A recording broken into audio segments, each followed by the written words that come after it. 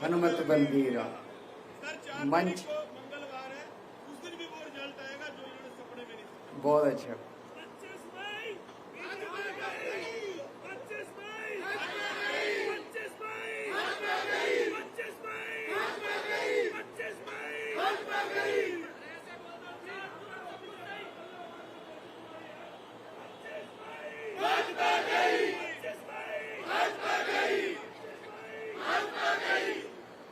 मंच पे मौजूद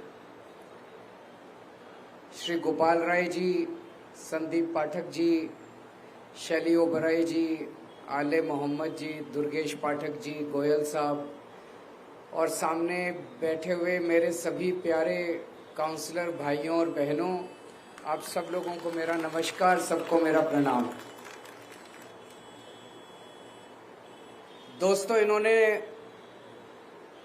जेल तो भेजा था ये सोच के कि केजरीवाल को जेल भेज देंगे और उसके बाद इनकी पार्टी बिखर जाएगी, इनके काउंसलर बिखर जाएंगे, इनके एमएलए बिखर जाएंगे, आधे एमएलए को तोड़ लेंगे, आधे काउंसलर को तोड़ लेंगे, एमसीडी में इनकी सरकार गिरा देंगे, दिल्ली में इनकी सरकार गिरा देंगे। नतीजा बिल्कुल उल्टा हुआ इनका। हम हमेशा कहते थे कि आम आदमी पार्टी पार्टी नहीं है, हम सब लोग एक परिवार हैं।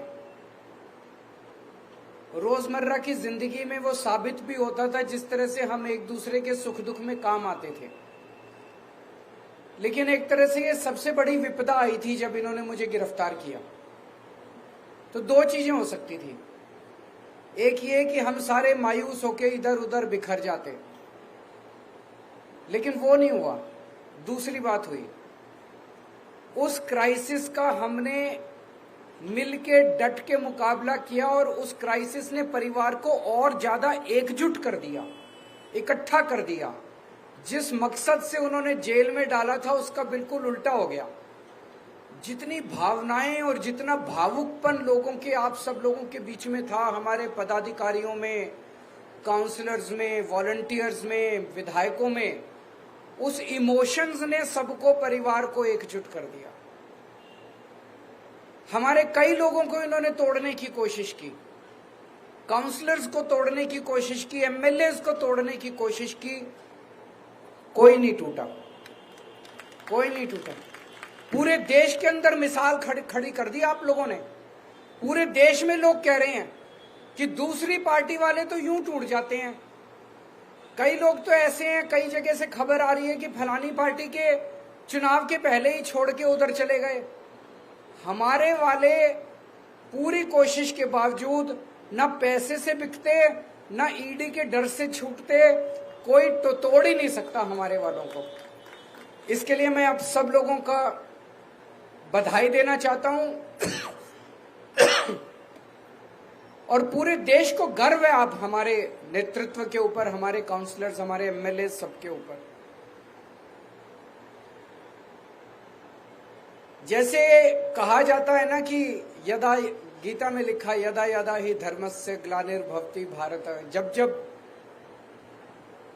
धर्म कमजोर होगा, एक तरह से भगवान कृष्ण ने पूरी विश्व को ये विश्वास दिया है कि मायूस होने की जरूरत नहीं है, मैं हूं। भगवान ये कह रहे हैं, मैं हूं भगवान। वो ये कह रहे हैं कि जब जब पृथ्वी के ऊपर धर्म कमजोर होगा और अधर्म बढ़ेगा, तब तब चिंता मत करना, तब तब मैं प्रकट होऊंगा। मैं जन्म नहीं दूंगा, मैं प्रकट होऊंगा। भगवान दो तरह से प्रकट होते हैं।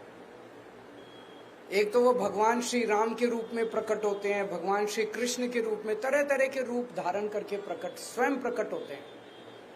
और दूसरा वो परिस्थितियों के तौर पे प्रकट होते हैं। परिस्थितियां ऐसी पैदा कर देते हैं कि आपको अपने आंखों से भगवान दिखाई नहीं देते, लेकिन आपको अचानक लगता है ये कुछ तो हो रहा है, कुछ तो हो रहा है कि सब कुछ ठीक होने लग गया है।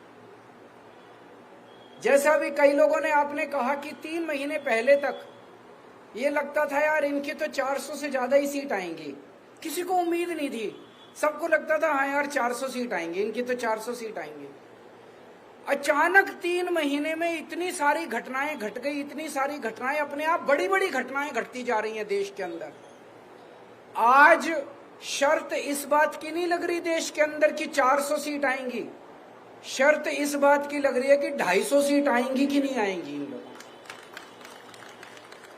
ये क्या है? ये चमत्कार है, ये ऊपर वाले की कृपा है, ये हनुमान जी की कृपा है, ये भगवान श्री कृष्ण ने जो गीता के अंदर उन्होंने आश्वासन दिया है पूरी कायनात को, ये उसका प्रकटीकरण है। ये आपको पता नहीं चलेगा लेकिन कुछ हो रहा है चारों तरफ। मेरे को जब गिरफ्तार किया मुझे लग रहा था 6-7 महीने तो अब जेल में रहना पड़ेगा। मैं उसके लिए मानसिक तौर पे तैयार था, मुझे बिल्कुल उम्मीद नहीं थी कि मैं बीच में वापस लौट के आऊंगा। चमत्कार हो गया। शुक्रवार को सुप्रीम कोर्ट ने जो जजमेंट दिया वो एक तरह से ऐसे लग रहा कि प्रभु ने कोई चमत्कार किया है। और अभी मैं परसों जब एक रोड शो में गया तो एक रोड शो में एक महिला जोर से चिल्लाई, बोली जी भगवान ने भेजा है आपको बीजेपी को हराने के लिए, 20 दिन के लिए, 21 दिन की जो जमानत मिली है ये भगवान ने भेजा है। तो प्रभु अपनी तरीके से लीला करता है, लेकिन लीला भी वो तभी करता है जब आप कर्म करते हो। ये मत सोच लेना भगवान लीला कर रहा है पापा,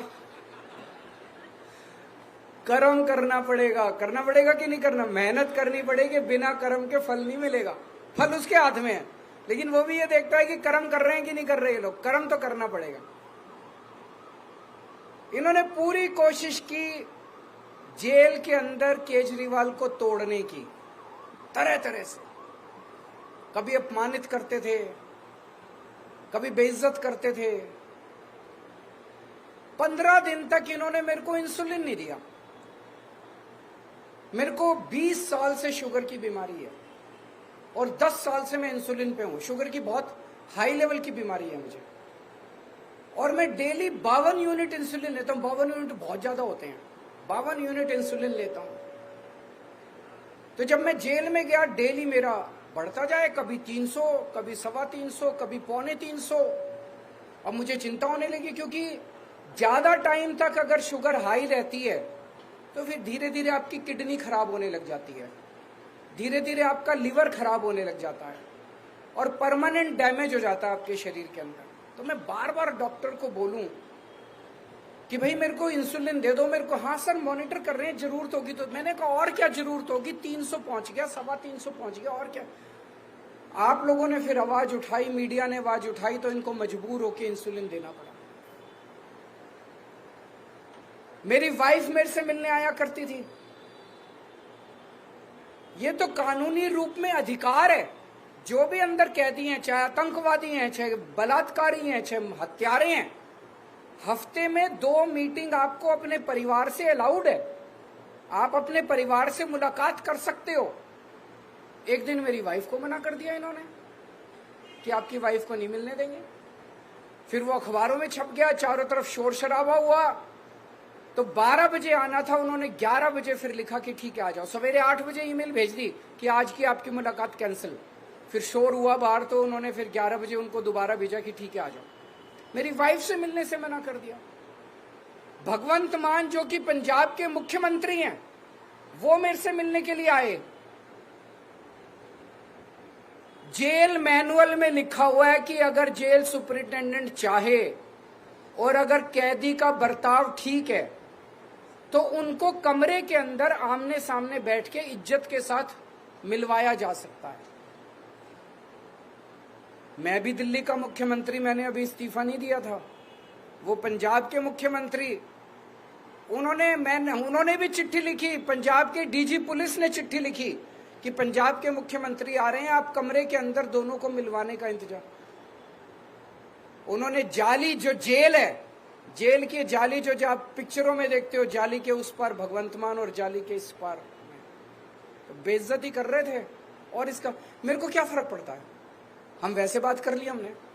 लेकिन उनका मकसद केवल अपमानित करना था, उनका मकसद केवल बेइज्जत करना था। मेरे सेल में 2-2 सीसीटीवी कैमरे लगा रखे थे। मैं कितने बजे उठता हूं, कितने बजे लेटता हूं, कितने बजे खाना खाता हूं, क्या टीवी चैनल देखता हूं, एक एक मिनट की 13 अफसरों के कमरे में 13 ऑफिसर्स मेरे सीसीटीवी कैमरे की वो चलती थी टीवी के ऊपर मेरे से, तो 13 लोग मॉनिटर करते थे। रात को मैं कितने बजे उठता हूं, 3 बजे उठे ये बाथरूम करने के लिए, एक एक चीज मॉनिटर होती थी। और बता रहे हैं कि प्रधानमंत्री कार्यालय को एक उन्होंने फीड दी हुई थी, मेरे सीसीटीवी कैमरे को मोदी जी मॉनिटर कर रहे थे कि केजरीवाल कितने बजे। क्यों? वो ये देखना चाहते थे केजरीवाल टूटा तो नहीं, केजरीवाल डिप्रेशन में तो नहीं है।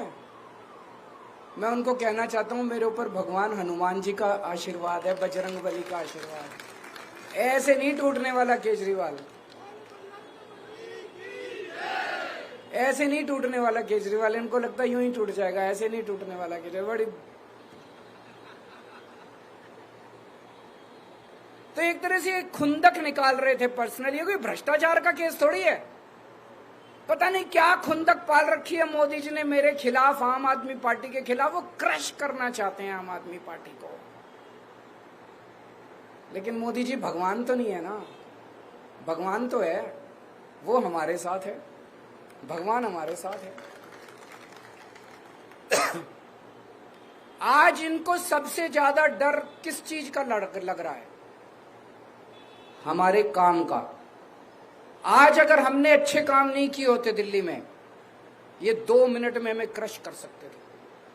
आज हमने अच्छे काम किए, ये टीवी चैनल वाले ही मैं देखा करता था अंदर सेल में बैठ के टीवी पे, जहां सड़क पे जाते थे टीवी चैनल वाले, जिससे पूछते थे सब यही कहते थे, यार केजरीवाल ने स्कूल अच्छे कर दिया, उसको जेल में नहीं डालना चाहिए था, यार उन्होंने अच्छा काम किया, उनको जेल, यही कहते हैं ना।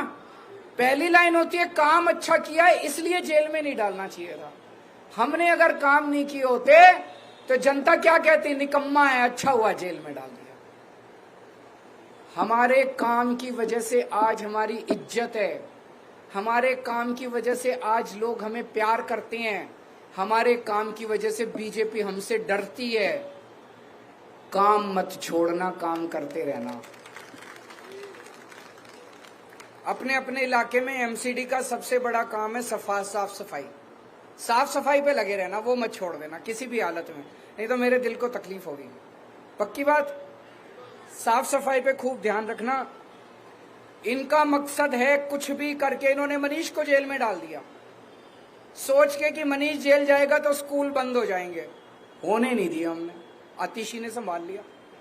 इन्होंने सत्येंद्र जैन को जेल में डाल दिया ये सोच के कि मोहल्ला क्लिनिक बंद हो जाएंगे, अस्पताल बंद हो जाएंगे, होने नहीं दिया हमने। अब इन्होंने केजरीवाल को जेल में डाल दिया कि दिल्ली बंद हो जाएगी, होने मत देना दिल्ली, चाहे केजरीवाल को जितने साल भी जेल जाना।